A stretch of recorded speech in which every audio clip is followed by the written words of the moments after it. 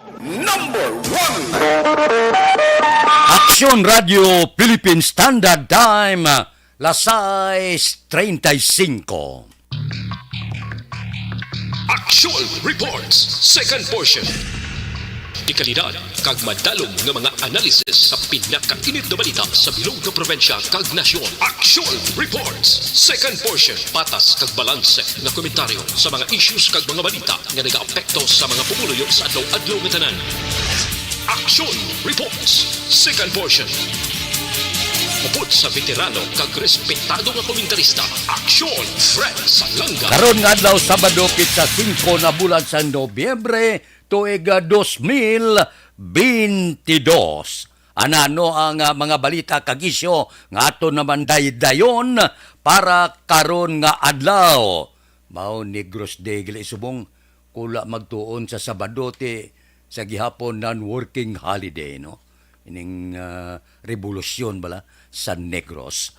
Anano ang mga balita kag isyu? Bao si Bantag daw malapit-lapit nga daw isa sang ginatudlo mastermind aligasyon sa pagpapatay sa broadcaster nga si Percy Lapid. Daw gadalom madamo ang magkalalastra sini nga isyu. Maayo maniho, 1,000 nga bulanan nga ayuda para sa solo parents nag-epekto na. Anak ni Justice Secretary Jesus Crispin Remulla nag-plead not guilty sa kaso batok sa iya. Si Anay Justice Secretary Vitaliano Aguirre II niya ini si Ragos ni butigo ni kay kuno isa siya sang kabangdanan nga nagpilit kay Ragos agud itumok si Anay Senador Lila de Lima. Ining aton mga balita kag isyu idulong sa aton sang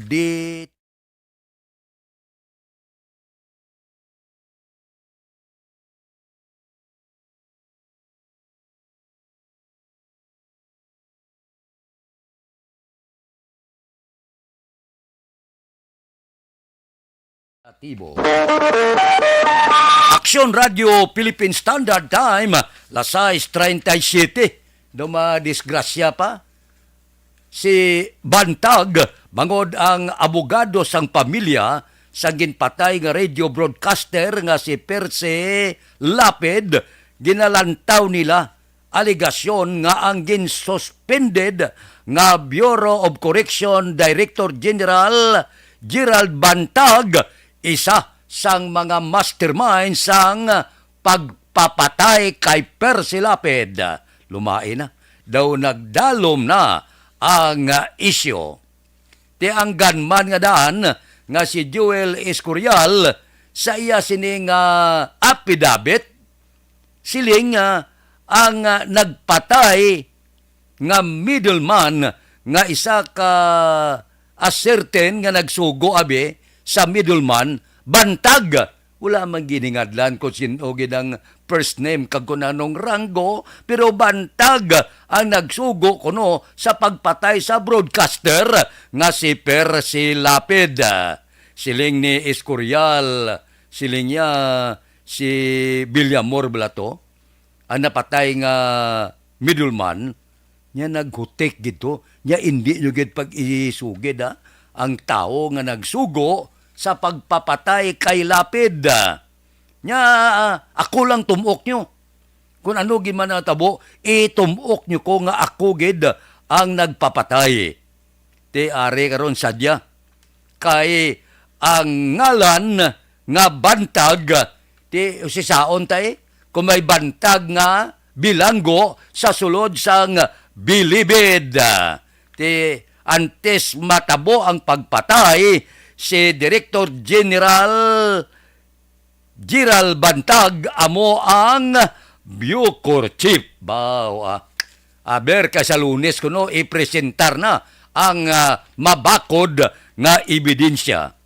Daw madisgrasya kon matabo ining aligasyon daw siling ni Bucor Director General Gerald Bantag Nya kon isulod ba lang ako sa bilangguan, mas maayo pa nga mapatay na lang ako. Kay kon isulod yo ko sa bilangguan, pihogid, hatok-hatokon ako sang mga bilanggo. Nga aman, nga ang hatok-hatokon kagid, may sala ka sa mga bilanggo. Amo ni karon ang dako nga isyo. Nga amat-amat na nagakabukaran kung sino ang mastermind sa likod sa pagpapatay kay Percy Lapid. Dali na lang matukian ang kamaturan. Aksyon Radio Philippine Standard Time, Lasais 40. Balik ako pagkatapos ini. Ako po si... Pag champion ang ginamit mo, may pagkakataon kang maging milyonaryo. Champion na, milyonaryo pa! Ilagay sa isang papel ang iyong name, age, address, phone number at pirmahan. Ilagay sa isang white legal-sized envelope at lakipan ng alinman sa mga required proof of purchase. Kasama dito ang tamang bilang ng empty sachets, wrappers at mga pouch ng Champion Superpower Detergent at Champion Antibacterial Fabricon. Sa labas ng envelope, ilagay ang promo title, ang POP na ginamit at MBC station na yung pinakikinggan. At ihulog ang iyong entries sa mga drop boxes na makikita sa iyong mga favorite MBC radio stations. Mas maraming entries, mas malaki ang chance mong manalo. Mamimigay kami ng 1 million pesos sa ating grand draw at libo-libong piso pa in cash sa mga weekly draws na magaganap sa mga MBC radio stations nationwide. Champion na, milyonaryo pa. Champion, tapat po sa inyo. Brought to you by Champion Supra Power Detergent with X-Stain Technology at Champion Antibacterial Fabric Conditioner.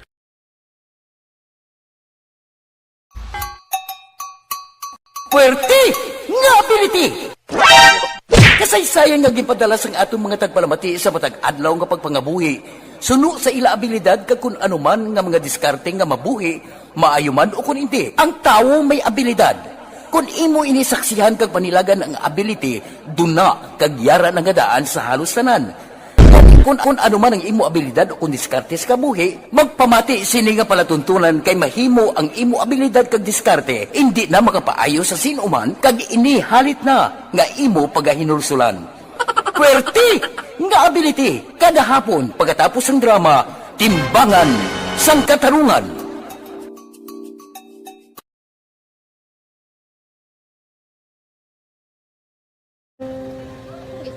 Sana, ano nang nauya, ako makulang. Eh, siyempre, pigado, tas, kay, ano ko sila, manisurbo ko sila lang, tapos kita, kakulbaan ko kay, basi, hindi ko mapasar kay.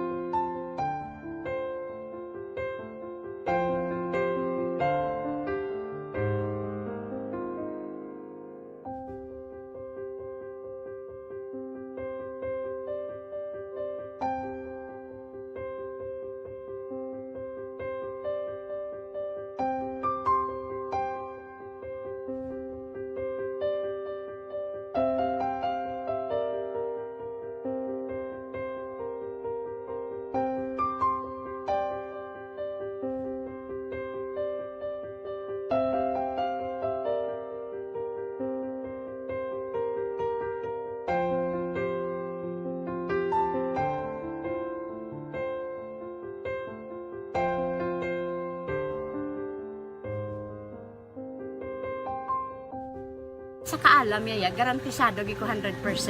Pero ang kapigaduhon, ang maginanggaduso nga do, hindi yagin matuman ang handog niya. Pero permit siya, gaano sa inyo? Apag mi permi gid siya, kay hinablos ko siya. Pero Oo. bali, hindi man ko kabuli gid siya financially. Ti sa amo na lang nga paagi, kag isa, kung kisa abiwi, kung magdunganay kami sa motor sa ako, pliti, gamay lang nga bagay. Amo lang. Go lang sa kuno sa imo cellphone, sa imo Nakulam sa cellphone ko. Pero kung kisa, hindi ko mamapulam. Kami hinablos man ko ba online man. Oo. Ikinanglan niya man ng cellphone. Kisa ga conflex sila nga duwa. But so, ikaw nagpadala sang message Oo, para sa ako ano. nagpadala sang Kasi wala message. mo siya magamit, no? Mm. Pero sang last time, ginabantayan nyo gidman ang result na Oo, pero may kuya ga monitor sa result kami si mama kay si papa si buong ko. Bantayan niyo da kung kapang laba ko, bantayan niyo gid yang mabatian yung kung nadala kami o kunwais nang nag-confirm na sa akon nga kung ano address ko. Doon nalipay nagig ko kay basis ko nadala nagig kami nga may gimpamangkot pag daw. Oo. Nakabudlagid kun online, mas nami sa nga face to face kay kami dan wala kami connection kay pigado lang kami tas nabudlayan sa mga gadget pero si Bong piyapin ako okay na miskilan ako. Okay, tapos kagid. Gusto ko makatapos sa eskwela. Biskaan may COVID pa tapos ulit. Tapos sa mga skila. Last time, anto na do medyo emotional ka kay abal mo gapanghulam ka lang phone. Anong gakatabo kung maghulam ka lang, kung magklase di? Kung kisana, ano nang nakuya, ako makulang. Eh, siyempre, pigado, tas, kay, ano ko sila, mandisurbo ko sila bilang, tapos kita, kakulbaan ko kay, basi, hindi ko mapasar kay, wala ko hindi ko pa may makamit, tapos, Aksyon Radio Philippine Standard Time lasais 45 kadto kita sa maayo-ayo gawa nga balita. Magasugod na ang pagpanatag 1,000 kada bulan ayuda ini sa sulo bala nga ginikanan. Ining Akta Republika 1186 o kon Expanded Solo Parents Welfare Act nga karon nag-epekto na suno kay Social Welfare Secretary Erwin Tulpo. Maayo ini nga ang gobyerno magasugod na sa pagpanagtag kada bulan 1,000 sa sulo nga ginikanan.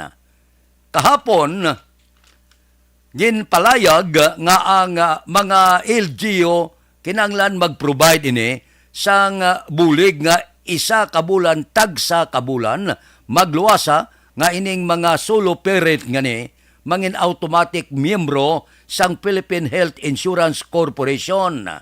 Ang among nga laye nagahatag man sang exemption sa value added tax nga 10% nga diskwento. Kag subong man mga diskwento sa pagbakal sa kinahanglanon sang ila kabataan katulad sa pagkaon, diaper, mga gatas, bulong, bakuna kag iban pa.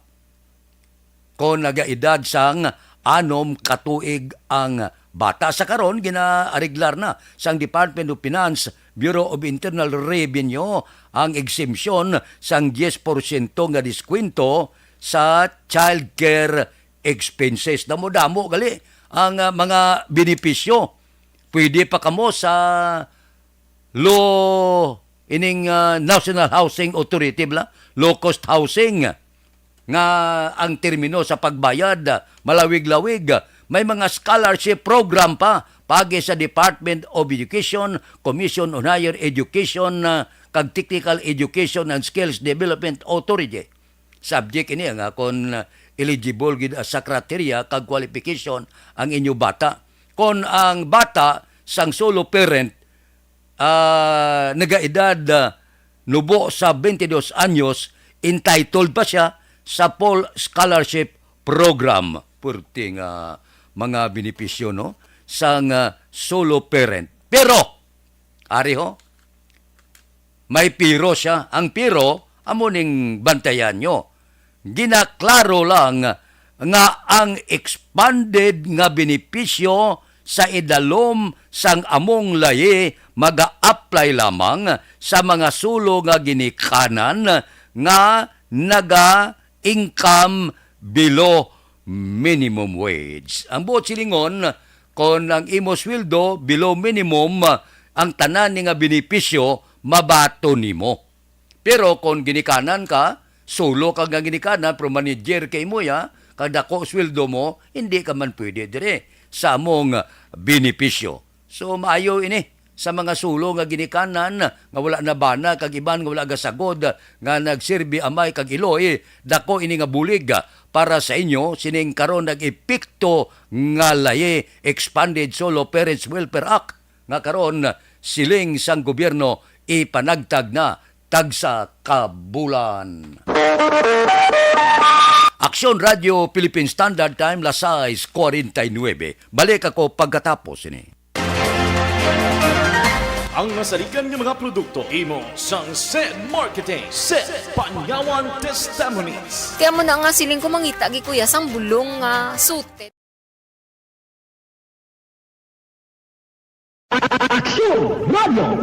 Sa maulamang nga panahon, mga lamok nagadamo. Kagdala sini ang pila ka mga masakit kaangay sang dengue. Yari ang pila ka mga pamaagi nga dapat himuon para malikawan ang dengue. 5S agud malikawan ng dengue. Number 1, search and destroy o pangitaon kag gub-on. Pangitaon kag gub-on ang posible nga istaran o kon itugan sa mga lamok. Ulaon ng tubig nga nagatinir sa mga lata, goma, kagiban pagid nga mga kagamitan nga sarang maitugan o kon pugaran sang lamok. Mintinahon nga matinlo ang palibot paagi sa pagpanilhig permi sang ugsaran. Number 2, secure self-protection o proteksyonan ang kaugalingon. Proteksyonan ang kaugalingon kontra sa kagat sang lamok. Magsuksok sang malaba nga panakton pareho sang long sleeves o kung mga bayo nga may malaba nga pako. Pwede man makagamit sang mosquito repellent kag mosquitero. Number 3, seek early consultation o magpakonsulta gilayon. Kung may hilanat sa sulod sang duha ka adlaw, magpakonsulta gidayon sa pinakamalapit nga health center o kon ospital. Hindi na pagulaton pa nga maglala ang ginabatsyag antes magkadto sa doktor. Number 4, support vector control measures o suportahan ng vector control measures. Suportahan ang ginapatigayon nga regular nga pagpag-spray, misting o kon larviciding sa palibot. Ini ang makabulig para matapna ang pagdamo sang lamok. Kag suportahan man ang fogging o kon pagpaaso sa tion sa outbreak. Number 5, sustain hydration o kon mintinahon nga may nagakaigo nga tubig sa lawas. Mag-inom sang 6 tub 8 ka baso sang tubig adlaw-adlaw. Pwede man mag-inom sang oral hydration solution kung kinahanglanon. Kaglabi sa tanan, magkaon sang masustansya nga pagkaon, agod may resistensya, batok sa nagakalain-lain nga masakit, hindi lamang batok sa dengue. 5S para malikawan ang dengue. Search and destroy. Secure self-protection. Seek early consultation. Support vector control measures. And sustain hydration. 5S para malikawan ng dengue.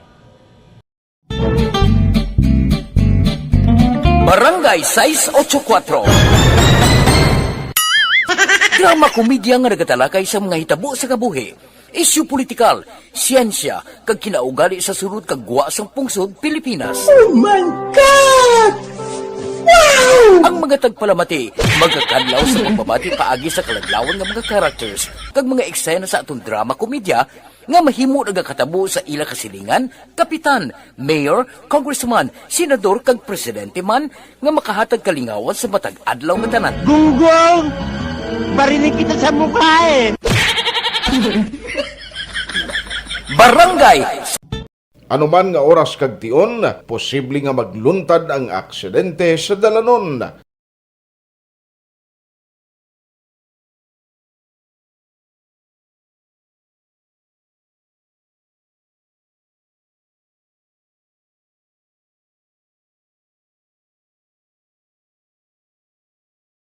Yari ang pila ka mga road safety tips para malikawan ang vehicular accident.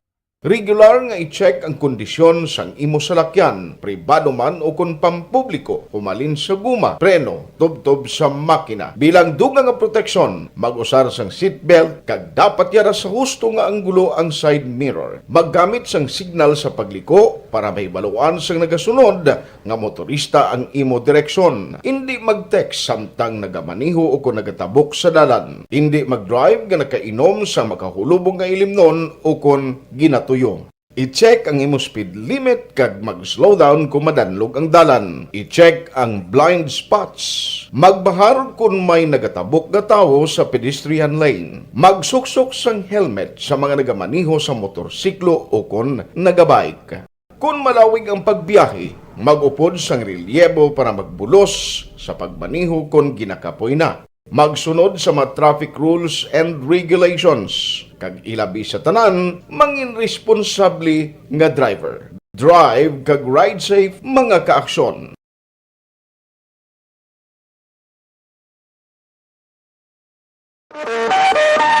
Radio Philippine Standard Time, lasay 54, ang masunod nga balita kag isyo. Amo ini siya ang balita. Balita lang ha, wala komentaryo. Kay man are na ini sa korte. Kadumdum kamo sang anak ni Justice Secretary Jesus Crispin Remulla, si Juanito Remulla III, kahapon nagplead not guilty sa drug possession nga panumbungon batok sa iya. Inigin kumpirmar ini ni Anay Quezon City Lawmaker Jose Christopher Belmonte, isa sa mga abogado ni Juanito. Nga ini siya, suno sa report, not guilty ang iya sinigin palayag sa sala ni Judge Ricardo Moldis II sang Las Piñas RTC Branch 197. Ti si Juanito, nagapangatubang ini siya, perti nga sala ni mo, balo ka kon ano kon pamatudan nga nakasala, pagkabilanggo, tob-tob, 40 anyos, life imprisonment ini, kag magapiansa sang media milyon, tob-tob, 10 milyones kon guilty sa posisyon sang dangerous drugs nga violasyon sa edalom sang Section 11 Acta Republica 91-65. Dakpan ka sa imo personal nga nagahupot sang illegal nga druga. Nadakpan ini siya sang Oktubre 11, nadakpan sang controlled delivery operation sang Philippine Drug Enforcement Agency sa NAIA Interagency Drug Interdiction Task Group sa Talon dos Las Piñas. Ang mga otoridad nakakuha sang high-grade nga marijuana nagabalor 1.3 milyones durante sang operasyon. Iniya, amo ang siling sang otoridad. O galing, ini nga kaso ara sa korte. So itugyan ta sa wisdom sang korte ang pagdesisyon. Kon bala, madutlan, o kon maakwit pa ini si Remulla. Depende na mo sa mga lagting nga abogado, mangita kalusot la, jutay diferensya, ibasura na sang Korte Suprema. Dua ka bagay, manaog ang pamatmat o kon acquitted ini si Remulla. Sa nasiling ka na, balita lang ini, wala kita gatandog sa kung ano pang merito sang kaso. Aksyon Radio Philippine Standard Time, lasay 57. Balik ako pagkatapos ini. Life Extension, Vitamin D3. Ikaw bala nagahurago kung magtulog? Ari may mga pamaagi para nga malikawan o kung madula ang imo paghuragok sa tion sang imo katulugon. Ang paghuragok o kung snoring, isa ina ka sleeping order. Sa diin, nagakasupnan ang pag-ilig sang hangin sa inyo pagtulog nga nagaresulta sang vibration. Una, pataason o kung i-elevate ang imo ulunan. Kinahanglan nga mataas jutay ang imo ulo para nga maayo ang pag-ilig sang hangin nga nagasulod sa imo tutunlan. Ikaduha, magtulog nga nagatakilid. Isa ina ka maayo nga pamaagi para nga mangin maayo ang pressure sang inyo tutunlan. Ikatatlo, gamit ikaw sang peppermint oil. Ang peppermint oil ang epektibo para madula ang pagpalamanog sang imo tutunlan kag sa ilong. Isa ina ka anti-inflammatory para mapatawhay ang imo paginhawa. Ikaapat, steam inhalation. Isa ka solusyon dira amo ang paghaklo sang aso para nga magtawhay ang imo pamatyagan. Ikalima, honey. Ang honey nagaangkon man sang anti-inflammatory properties. Mahimo ni nga pamag-anon ang aton pamatyagan sa tutunlan. Ginadissolve niya ang mga nagasupon sa tutunlan. Inom lang sang isa ka kutsara nga honey antes magtulog. O kung hindi gani, i-mix kla sa mainit o kung malabaab nga gatas. Ikaanom, mag-lose weight. Ang katambok o kung hindi gani ang pag-angkon sang sobrang kabugaton, maka-apekto man sa paghuragok. Ang sobra nga katambukon sa liog nagaresulta sang pagsupon sang hangin sa aton tutunlan. Pila lamang sa mga pamaagi para ang paghuragok sa atong katulugon malikawan ukon madula.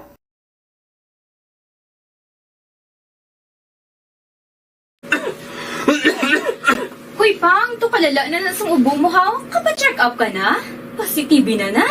Wala medyo malalang tutunlan ko, pero hindi ni TB Oops! Di ka sure. Kabalo-kabala nga ang tuberculosis o kung TB amo ang masakit sa baga nga makuha sa mga mikrobyo sa hangin. Ang ini nga mikrobyo nagadulot sang ubo ukon pagpangatsi sa tawo nga natapikan sang masakit. Ang amo nga sahi sang sakit makalaton paagi sa paghaklo sang mikrobyo ukon na Mycobacterium tuberculosis. Pero, danay ka, ano bala ang kinalain sang TB kag normal lang nga ubo? Mayo kay namangkot ka.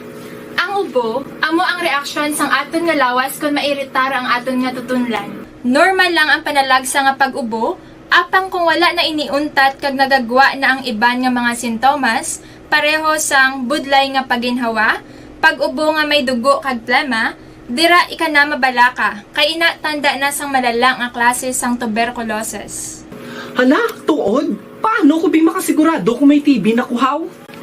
Siyempre, mapacheck up ka pero may ara man Japon mga sintomas nga pwede mo bantayan para mabalaan mo kung TB man gid ang imo ginabatsyag. May ara duwa ka klase sang TB, ang latent kag active nga TB. Ta latent TB may ara ka TB infection pero hindi aktibo ang bakterya sa imo lawas kag wala mga sintomas. Dugang pa hindi ini makalalaton.